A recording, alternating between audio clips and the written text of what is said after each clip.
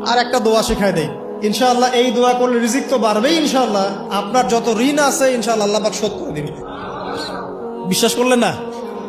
এই দোয়া শিখাই দিচ্ছি, এই জন্য আমাকে হাদিয়া দেওয়া দরকার, স্পেশালি আমাকে এখন হাদিয়া দেওয়া দরকার। এটা গুরুত্বপূর্ণ দোয়া শিখাই দিচ্ছি। আলী রাদিয়াল্লাহু আনহু বলেছেন, কোন ব্যক্তির যদি পাহাড়ের সমানও ঋণ থাকে, এই দোয়া যদি আমল করে আল্লাহ পাক ওই ঋণও শোধ করে দিবেন ইনশাআল্লাহ।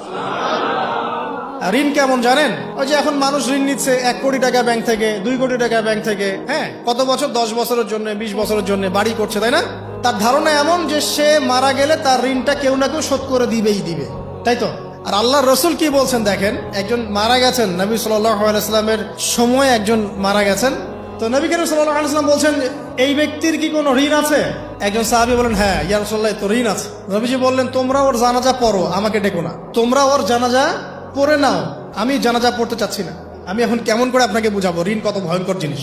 আপনি যে ব্যাংক থেকে 3-4 কোটি টাকার লোন নিয়ে রাখছেন, লাখ লাখ টাকা লোন নিয়ে বসে আছেন, দিব্যি সুখে বসে আছেন, এমন চিন্তায় যে আপনার মৌত হবে না। আর নবী সাল্লাল্লাহু আলাইহি ওয়াসাল্লামের সময়ে একজন মারা যাচ্ছেন, তিনি বলছেন তোমরা জানাজা পড়ে নাও, আমি জানাজা পড়তে চাচ্ছি না। মানে ঋণগ্রস্ত ব্যক্তির জানাজাও তিনি পড়তেন না। তারপরে একজন এসে বললেন, ইয়া রাসূলুল্লাহ, আমি তার ঋণ শোধ করে দিব, তার যা ঋণ আছে আমি শোধ করে দিব। তখন নবী এসে জানাজা পড়লেন সাল্লাল্লাহু আলাইহি ওয়াসাল্লাম। তো আপনার এই কোটি কোটি টাকা ঋণ শোধ করার লোক তো রেডি আছে নাকি? আছে না?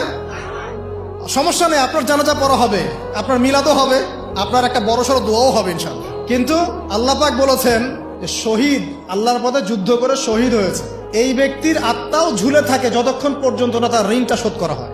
এবার বলেন আমি কি বুঝাবো আপনাকে? আর কিছু বলতে হবে? তো এখন সেই দোয়া শিখাচ্ছি আপনাদেরকে, যে দোয়া শিখলে আপনারা ঋণ থেকে বাঁচবেন ইনশাআল্লাহ। কত দিবেন বলেন? আচ্ছা, হ্যাঁ, এই তো, শুকরিয়া।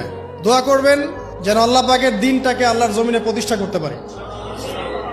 আমার সাথে বলেন, দোয়াটা হচ্ছে, আল্লাহুম্মা ইকফিনি বিহালালিকা আন হারামিকা ওয়া আগনিনি বিফদলিকা আম্মান সিওয়াকা।